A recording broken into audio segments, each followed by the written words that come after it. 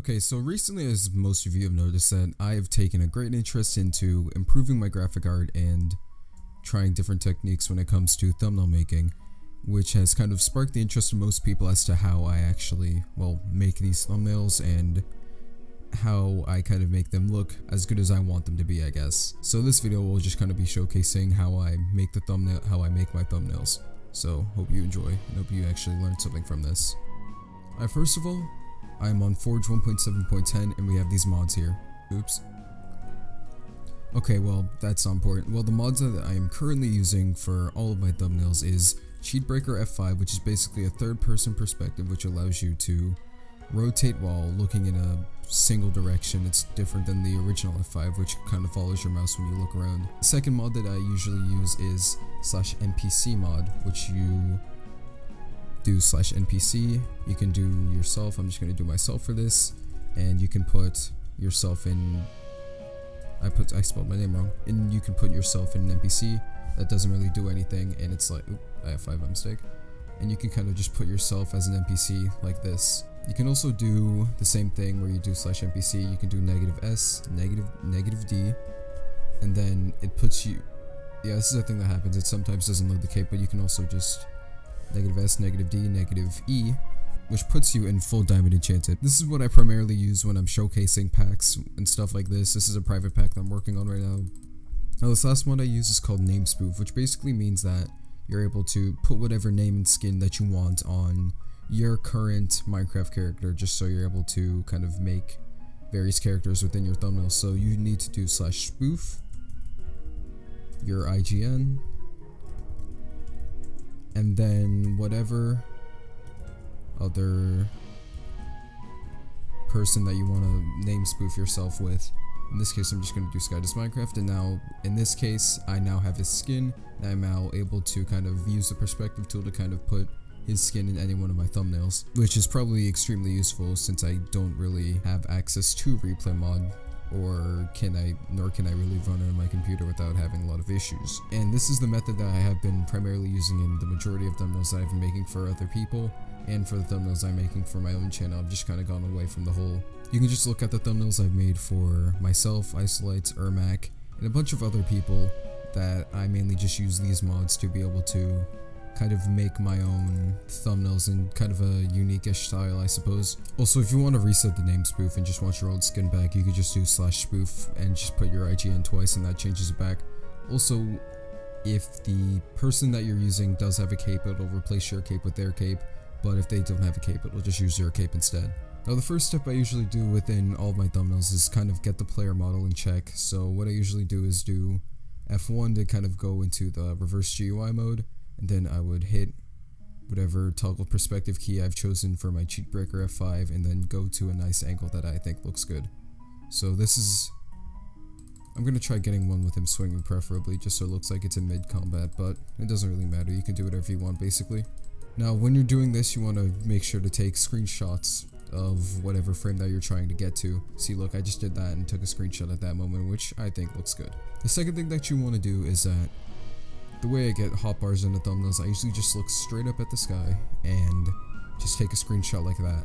That's basically all I'm doing, just making sure it's like kind of in the right direction. Now, here's a slightly more tedious part. If you notice that sometimes within my thumbnails I have like a sword mid-swing, which obviously isn't within the frame of the video, and it looks a lot cleaner than it would if it were in the video itself. So what I usually do is that I do /effect myself, 4, which is mining fatigue, 40, which is the number of seconds, and then 70, which gives me soul mining 70 for 40 seconds, which allows me to have a slow enough sword swing where I'm able to take a screenshot of the sword itself mid-swing, which I basically use all the time just to be able to get those nice angles with the sword swings. You can also do something similar for bows. You could also just like do the same thing and just take the screenshot of the whatever bow aim that you want. It doesn't really matter, honestly.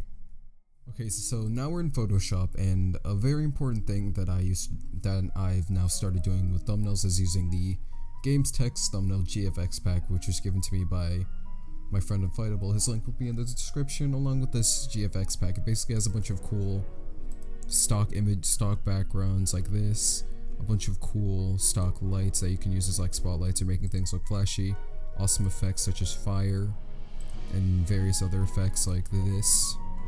It's completely free if you want to download it. It wasn't made by me, of course, and credit to the original creator will be in the description most likely, but it's an amazing pack and I love it. Okay, so the first thing that you always want to do is make a 1920 by 1080 workspace, which basically just creates a document the same size as a YouTube thumbnail. Then you want to do File, Place, and then find wherever your screenshots folder is within your desktop. Alright, so I will place these thumbnails down now. So basically, what you want to do here is place it down like this, and you can just hold shift if you want to just keep the proportions constrained, but all I do is just kind of drag it and make sure that it's like this. Now personally I think I might have to redo this because, well, it's very zoomed out, very pixely. What I usually like to do is make it much more zoomed in by making my FOV less, so I'll be right back when I do that. Alright, just to reiterate, you would do File, Place, find the screenshot in your screenshots folder, and you will just place it as such. I will choose this one because I think it looks the best, and you will stretch the proportions out to make sure it fits the thumbnail. Now I'm going to do the same thing but with the second screenshots that I took of the inventory, so now I will create another 1920 by 1080 document and place down the other screenshot. So I have this blank document here and I have my two other documents placed already. So you could do one of two things. You could use the pen tool, which is basically just a tool you can use to basically kind of trace an object. You can just like bam bam bam bam bam bam bam. To select it, you do make selection, and then you can copy and paste on a different layer, but there is a small chance that the outlining may or may not be entirely consistent, so I don't really use the pen tool with this method. Instead, what I like to do with this method is that I use the magic brush tools to select the sky, make sure it doesn't select any parts of my character, and then select the grass as well, and also making sure to decrease the tolerance to make sure that it doesn't take parts of my character. You can either use the magic brush tool to make it smart object by hitting OK. You're gonna have to do it with the magic eraser, I was lying. Now you can just do Control X now that it's resaturized, and now you just have this with the best outline it can. And it has this like mini line next to it, but you can easily just get rid of it by zooming in.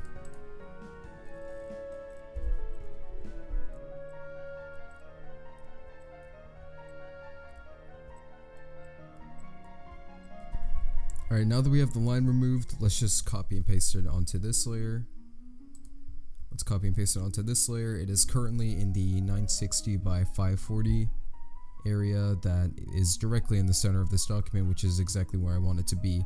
If not, I'll just, not exactly where I want it to be, but it still works fine. Alright, so now we're over here. You can just resaturize it with the magic eraser, just so you don't have to do it again later. Now you can just magic brush tool everything, make sure nothing else is highlighted. Hit Control X. Now you can select the chat, hit Control X, and take on my toggle snake, Control X. The crosshair, I usually take out the crosshair too because it just kind of gets in the way once you start like managing the different sizes of everything.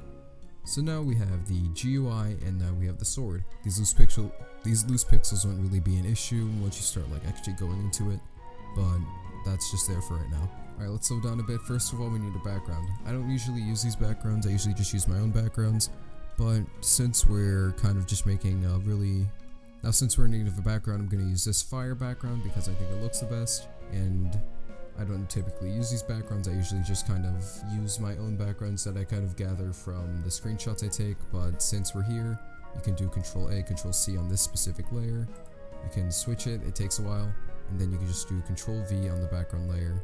And then suddenly everything else has this nice fiery background to it, which I think looks really good. Now secondly, what you want to do, you're able to now select the GUI and select the GUI like so, and then you can Control C and Control V it right there. Okay, so now we have the GUI ready, and it's seemingly much better outlined than it was before. There isn't really as many blue transparent pixels as there was within the original thing. You can expand the size of it by doing Control T and then holding shift and dragging to make sure the proportions are constrained. You can now do the same thing with the sword. You can now select the sword. I'm just going to do it like this, and then you can do Control C, Control V on this layer. Typically I like to have the sword on top of the GUI, but that's about it really. So now we have all this work to do. I think I might just speed up this process because, well, I kind of have taught a bit in terms of like basic movement and being able to kind of resize images and rotate them. You can rotate images by holding the corners and seeing these two arrows pop up, and now you're able to rotate it. So I'm gonna just kind of do a time-lapse thing while I make the thumbnail look better.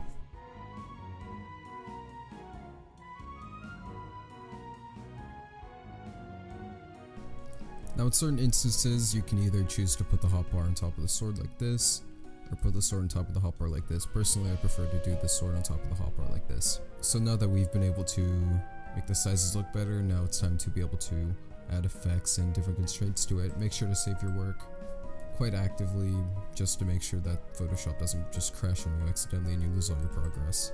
So now that we have this little screenshot here while our work is saving, we can now do... I usually like to start off with the sword first. We can do blending options. You right click on the layer and you have blending options at the very top. Now you have this little GUI here. The effects that I love using the most are outer glow and drop shadow. So first of all, outer glow is right above drop shadow, which is convenient. Now screen, you can keep it like that. Opacity, take it all the way up to 100. Click this little box. You see that always starts off as this desaturated yellow color, doesn't look good. Then you can just click on this box and change the color to white, and now the outer glow is white. Decrease the range of it to make the outer glow look consistent and constant in shape, and then you can increase the size to whether or not you like it bigger or smaller. Personally, I think this size is fine. Now with this drop shadow, make the opacity 100. You can make it whatever angle you want because it won't really mess with anything else later. And then you can just increase the spread. Distance increases the distance away from the original object, which is why it just keeps getting farther and farther away. The spread increases how much the shadow orbits, and the size just makes the shadow bigger. And that's basically it. Another technique I like using is having the magic brush tool, putting the tolerance up to 255, and selecting the entire sword and going into another layer by hitting this little button down here, which creates a new layer. And what I like to do next is have the paintbrush tool and make sure the color is set to something white. And with the shape still selected, you can now put this little white line down it, which I'll show later what it does. Now that you have the white line open, all you have to do is right click, blending options, and now you're over here. All you have to do here is change the blend mode from normal to overlay, and it gives it this nice glowing effect that I like to use in a lot of my thumbnails. And since we have everything done here, we can now select this layer and do convert to smart object, and now it is just one consistent layer that looks the way I just put the effects onto it. Now I think I might just walk through this part again with this person, with my character. You right click, go on blending options, outer glow, 100% opacity, click this box, change the color to white, decrease the range all the way, and increase the outline to make it look consistent and big enough to where something sticks out. And then, since this is a smart object, usually the angle would have to stay consistent with all the objects, but now that the sword is a smart object, the shadow does not interfere. Now, typically I like to have a drop shadow that kind of stays consistent with the direction of everything else, so we'll make it 120 degrees. You can change the degree symbol by rotating it, or you could easily just type in the values here to whatever shadow angle you think looks the best. Now we're going to do the same thing here in terms of making a drop shadow. It's not as visible since it's on a fairly dark background, but that's besides the point. We're going to do the same thing here as well. We do the magic brush tool. Hit the new layer button down there. Select the paintbrush tool. Make sure that the paintbrush tool is at a decently large size with very little hardness, just so it looks like the whiteness fades on the character. Select the outer left edge, which is basically my preference when it comes to doing something like this. Do blending options, and then just switch it to overlay, and it gives it the glowing effect that I was talking about before. And now you can also convert this to a smart object as well. Okay, so now with the hotbar, let's deselect this real quick. You can do Control Z, or you can take the rectangle tool and just click anywhere and it'll deselect it. Now with the GUI down here, usually I would like to do blending options and just make a nice drop shadow. I think it looks better with the drop shadow, and that's it. Honestly, it doesn't really look that great with an outer glow. It doesn't really look that great with an outer glow, ultimately depending on what you're trying to go for. But you can still see the little aura effect that it has from the way I screenshotted it, but you are able to add an outer glow if you want to. It's just not personally my preference, but I guess I might as well for this one. You don't want the outer glow size to be too big since everything is already very small and constrained, so it'll just look extremely weird if you just put a very large outer glow on it. This is what happens if you put a large outer glow size on it. So now we have this stuff here. Now another effect that I love doing in terms of the GUI, let's make sure these layers are invisible so it's not in the way. You can do Control T, and then on the very top end of this GUI, you're able to type in different values to where you want it to be specifically on, well, the artboard that you're trying to maneuver it on. You can see all these values, height, width. You can interlock these, but I really wouldn't recommend that. You have the angle that's rotated at, the height, whatever this means. I have no idea what these mean. And then you have the X, which basically is where it is horizontally on the board itself, like this. Then you also have it vertical. You also have the Y-axis, which is like this, which is up and down basically. Now you hit Control T, and also, whenever you want to change the proportions of anything, make sure whenever you want to change the sizes when you do this method, make sure the interpolation is on nearest neighbor, just so the object looks the same even if you upscale it or downscale it. And what I was saying before, you look at this top menu, you see the check mark, you see the X, and then you see this button here, which is warp. Basically what warp does is that you were able to bend it however you want. You can have an arc like that, you can have a bulge, shell lower, bulge, flag, etc. Now I'm going to set it to none for right now, and then I'm going to go arc. Now basically with the warp setting, you have the horizontal distance, the vertical distance. I did that reverse, but whatever. You have the horizontal and vertical distance, basically how much it stretches in a given direction, and then you have the bend. Now you don't really want too big of a bend, but since I have this character down here, I kind of wanted to wrap around the character, so a value I would usually go for is about -20. You have -20, have something like that, and then you can just move it up to wherever you want it to be, and that's how you kind of just do the bending of the GUI. So now the thumbnail looks like this. It looks pretty decent right now. I'm just gonna center this for the moment. I'm just gonna center this right now to the best of my ability. It's not exactly an even shape, but whatever. So now we have all this. Now the next thing you can do is go back to the GFX pack and make sure that you can find a good effect to kind of wrap the player around, just so it kind of pops out in front of everything. Similarly to this one. This one is probably the best thing you can use in terms of trying to find a good kind of eye popper, I guess. You can just, now going back to here, you can just do Control A, Control C, and then Control V on this area right here. And that gives it this nice glowing effect. Now, if you don't like the way the glowing effect looks, you can easily just do layer, new adjustment layer, hue/saturation, which basically allows you to change the color of whatever is below this. So what I'll do right now is decrease the saturation by just putting this at 0, getting rid of this GUI, selecting both layers by holding Control and clicking both layers, and then convert to smart object, and now the outline is completely white like that, which I think looks fine. Alright, now onto kind of a little bit more of a difficult area. We have the text. Now there are many fonts that I use to be able to use text that I primarily get from defont.com, which will probably be in the description if I remember. And the fonts that I primarily use are Comics Loud, Primetime, Crazy 60s, Minecraftia, Arcade Pixel Plus, Quartzo Demo, and Road Rage. Also the Super Smash Bros. Font, but I don't really use that one that much. So for this thumbnail, I'm going to be using Comics Loud, which is a fairly cartoony font. You basically just want to take the text tool, tap it, and then choose your font size by here. By clicking here, you can just do whatever size you want. You can put like size 90. You can also do like size 100 if you want. You can go as high as you want if you choose to do so. So what I want to do is type how, because I'm going to make this how to make thumbnails, I suppose.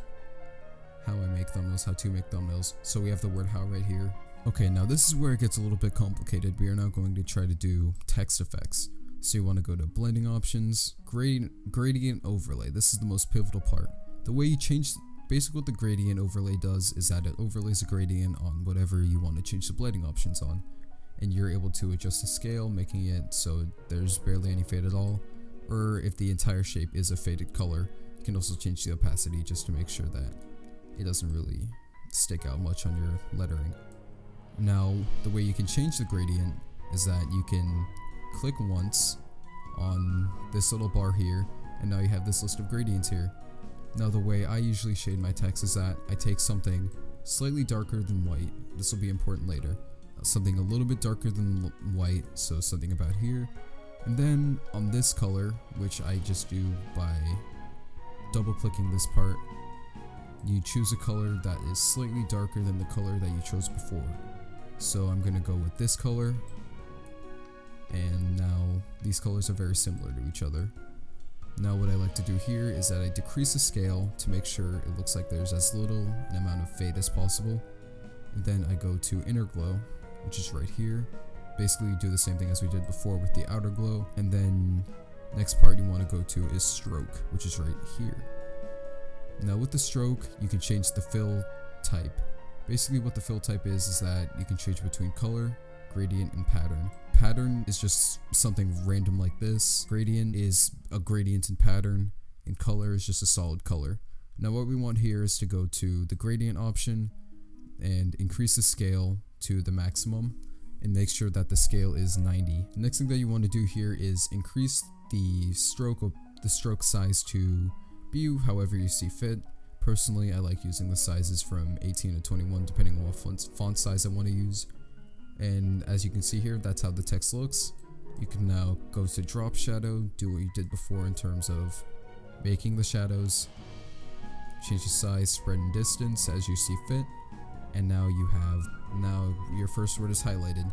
Now to save a lot of time, you can do Control J, which duplicates the layer, or you could very well just right click it and you can hit duplicate layer, which is right below blending options. I'm going to do 2 just for convenience purposes.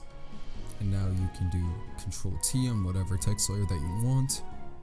I'm just going to move it down here just so it's not exactly lined up with it, but that's how I like it. Hit enter when you finish your transformations, and now you can highlight it by using the text tool and just highlighting the word, and then you can change it to whatever you want. I would recommend making all of your thumbnails capitalized just to make sure that it pops out the most. And also most fonts don't really work with lowercase letters, like Crazy 60s, that does not work with lowercase letters. Now to leave the text UI, you can basically just like click anywhere on your layers and that'll basically just get rid of it. Now words like this are very large, so personally what I like to do is make sure all of the text is centered by doing by making the X value 960, which makes it directly in the horizontal center of the thumbnail. Hit enter once you finish your transformations. And basically what I'm going to do is center all of these and then convert it to a smart object to be able to kind of maneuver however I want without really being interrupted. You can now select the layers by holding Control again and right click, and then you can do convert to smart layer. It takes a little bit, and now you have this text here, which you can now change and maneuver however you want to. Personally, I'm just gonna make the text fairly small and then kind of rotate it to make sure that it's still at least a little bit visible, but at the same time just kind of like a bit out of the way. I'm gonna just kind of maneuver this on top of everything else though, just so it's at least behind the person just so it looks a bit better. Doesn't that look good? Okay. You have the ability to stop here if you want to, but I'm just going to go one step further. Save your work just in case. And now what I usually like to do when it comes to kind of the extra step when it comes to me making thumbnails is select this and then convert everything to smart object, just so now that it looks like this. Here's something I like to do: hit the rectangle select tool on the top and just kind of make a small rectangle from near the top of the thumbnail and then stretch it out to about the same distance away on the exact opposite side of the thumbnail itself. Then now that you have it selected, hit Ctrl C, Ctrl V, and then copy and paste the same thing on a different layer.